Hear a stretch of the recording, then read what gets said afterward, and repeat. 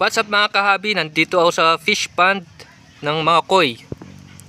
May dalawa ako ditong Showa na 2 years old.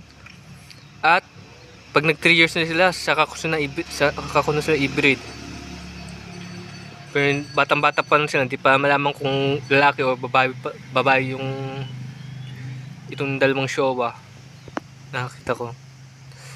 Sana yan, dumayo dito ay mga goldfish. Kasi mga Shubun King po. Kaya bira sila dumami dahil nangito sila sa ilalim ng water lilies. Ito yung isang Showa. Maganda rin yung kulay yon. Ang dami-dami dito mga goldfish sa Shubun King. Karamihan mga ordinary orange.